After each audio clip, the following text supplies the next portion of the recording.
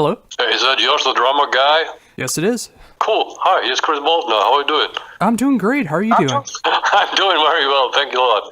A lot of interviews to do. Oh yeah, I can imagine, especially for the brand new album Healed by Metal, which is coming out in January. I've gotten the chance to check it out for a few days now, and I gotta say, it is amazing stuff.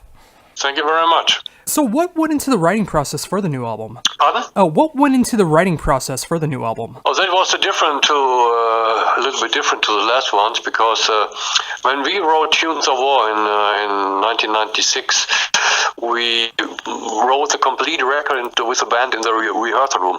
But after that, we stopped this process and we worked more or less in our home studios.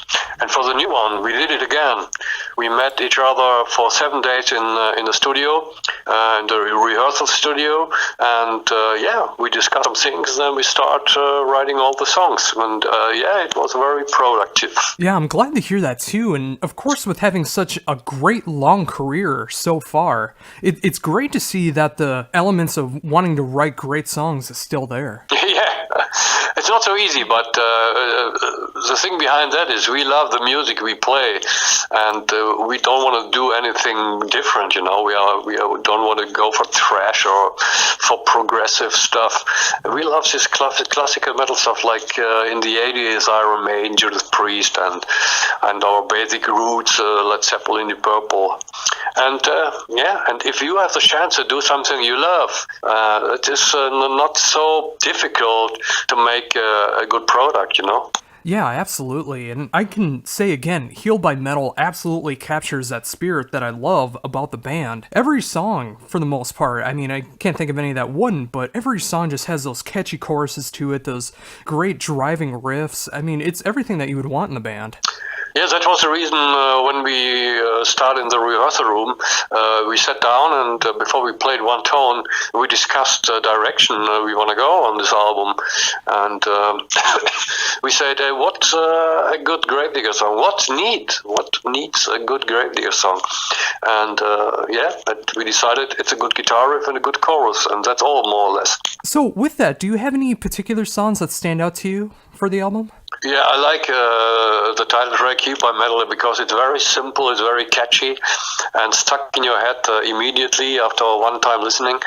But also Lawbreaker, it's a really classic metal song, and Free Forever. Yeah, each song means something to me, you know. And for me, people asking what is your highlight on the album, but for me, all the 10 songs are highlights because I wrote them. And but these 3 songs are more or less outstanding for me. Oh, very cool. Those are definitely some standout tracks to me. I noticed today when I was re-listening to the album that Hallelujah was one that was really sticking out to me for that, but it's just so effective. Yeah, but the story behind the song isn't so nice, you know, because when I was a young guy, I was in a school with priests, you know, and this priest who guided our group of young boys, he was a fucking a pedophile, you know, and he touched some boys of our group, and I was so strong at this time, I could resist it, you know. But a couple of friends of mine couldn't resist against this asshole, you know. And that is a song about a fucking Catholic asshole. Yeah, and again, it shows that to some people who feel that they're making a positive impact on people are really doing more damage than they are good, especially in that case. Yeah, for sure, and we have a couple of scandals here in Germany with the Catholic Church regarding this topic, you know. And I had it more or less in my own life, but I could resist this touches from this guy. But a lot of my friends could resist, and more or less it is never went out with this story before, but this time I said, I call this song in this lovely hallelujah, and behind this lovely hallelujah there is a big fucking cruel energy, you know. Yeah, I mean, it's funny because about a week ago, about 15-20 minutes away from me, was a Catholic priest that just got charged with that once again, with pedophilia and sexual abuse. And it's amazing how that's still going on.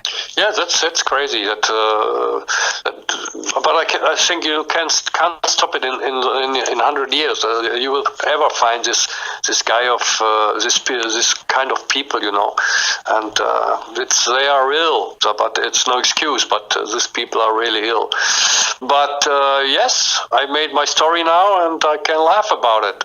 Well, at least I can say that it does really fit the Gravedigger mold musically and lyrically. It really does come off as a great song. What you mean exactly? Well, I mean, like, it just has that Gravedigger feel to it musically and lyrically that just make it a fun song to listen to, despite the effects of what came from it. Yeah, that's for sure. But people ask me what is the meaning of your lyrics, and so more or less I say, yeah, I want to do some entertainment. But from time to time, I put in a real story inside my lyrics, you know.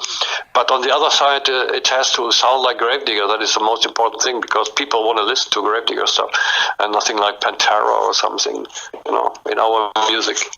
And just to make it a little more of a positive outlook on stuff, you guys have been touring America a lot lately with Blind Guardian. I had the chance to be able to see you guys in Minnesota last year when you first came to the States for that tour, and you guys put on an incredible show. Yeah, well, we are old, but we are not bold, you know. We love to.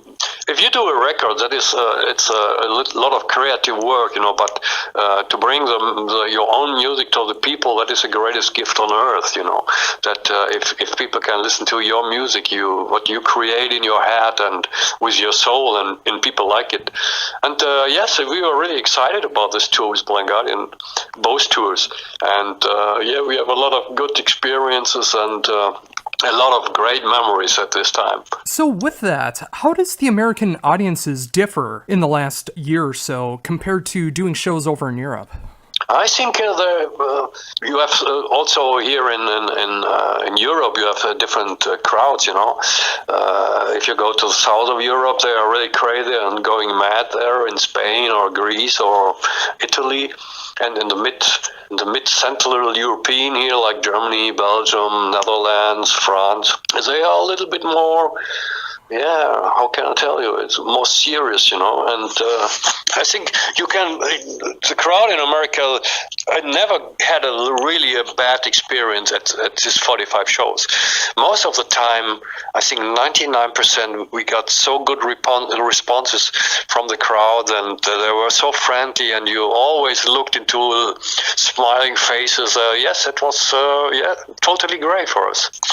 So, with all that positive response, has there been any talks about coming back to America next year or 2018? I think for 2017 it's a little bit too early, because we finished the last one 1 month ago. And never say never, because after Return of the Reaper, a lot of people asked me and said, hey, Chris, what about the US? You want to come over, do some tours here? And I said, hey, yeah, if we get a proper offer and we can do it, no problem. But nobody in the band believed it. And then Blind Guardian came around the corner and said, hey, you guys, you want to support us in the US? And I said, wow, that's cool, man. Okay, let's go. But so we will see what the future will bring. But I think 2017 is not a good term for us, because we did in 2 years now 45 shows. Perhaps in 2018 that would make some more sense again. Yeah, that definitely makes sense. I mean, within the next year or two, it'd be great to be able to see you guys on another proper North American run. Yeah, but we have a short American trip, but on the boat next year again. We play this 70,000 tons of metal, which is always a great opportunity to be in the States, more or less. Yeah, that is such an amazing bill that they put on every year for that cruise. I mean, so many different styles of music. Pretty much every metal fan can find something that they can enjoy about it. Yeah, that is really fun, you know. You can't take it too serious, because it's on the boat, and you can't bring your complete stage production over there. But at the end, it's a totally friendly atmosphere on the boat, and a very respectful atmosphere between artists and fans. And it's always great. It's in the sun, and it's wind, and and it's heavy metal and beer. Having never been on a cruise ship, when you're playing on the cruise ship, do you notice like any effects from the water, or is it pretty level when you're playing? It depends from the wind outside. I think the last time when we played there was some movement on stage. You could feel it, but it wasn't so that you can't stand or something. It was not a hurricane or something. But it was windy, and nobody couldn't play on stage because it was so windy at this time for one day. So yeah, it's the weather. You know, we have to resist the weather. Oh yes. So looking forward to 2017, is there any other plans that you got going on for the year yet? Yeah, we started mid of January with a German leg of the Heal by Metal tour. Yeah, and at the end of May we start again with a festival season here around, and let's see what happened, because if the record is successful, I think that a couple of shows will follow after that. Oh, very cool. And I'm glad I'm able to check out the album now in 2016, so I can help properly promote it in 2017, because I really feel that you guys are on such a great level right now, and I hope everyone will go out and be able to check out this great album. Yeah, me too. So with it also being the end of the year, have you had a chance to check out any new albums that came out this year that you enjoy? Oh, not really. Most of the time I listen to my old heroes, you know. So mostly, I'm not so interested in new music. You know, sometimes I listen on Spotify to some different bands, but most of the time I'm listening to my old stuff, Led Zeppelin and Mighty Purple Buddies and all this stuff, Grand Funk Railroad. That is the music I live in. Yeah, and it's classic great stuff, and you can hear that inspiration in the band as well, because those hooks and melodies and choruses are needed in today's age, and it's great to see that inspiration still going on. Yeah, definitely. And I hope it will carry on 10 years more. So with that, was there any tracks that didn't make it onto the album that might come out in the future, or any ideas for the next album? No, we write so many tracks we need for an album, and it's hard to choose at the end. But the rest of the tracks we don't use. That is the reason why we don't use them, because we don't like them. Well, that totally makes sense. I mean, I can say with the way the songs are presented with all 10 tracks, it just flows perfectly from start to finish, and it's just that classic sound that you guys have defined. Yeah, definitely.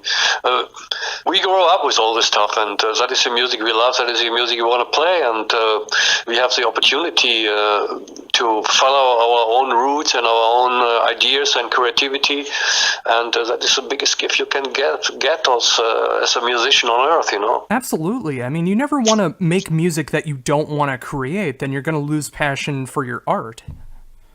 Definitely. So we play our music, and if the people don't like it, we are sorry about that. But for those that do enjoy it, I mean, again, just so many classic moments on the new album, Healed by Metal, which comes out January 13th. It just so many classic riffs, classic choruses, and with that 2016, 2017 modern production and sound, it's fantastic to see that you guys are still going strong the way that you are. Thank you very much. We make it with passion.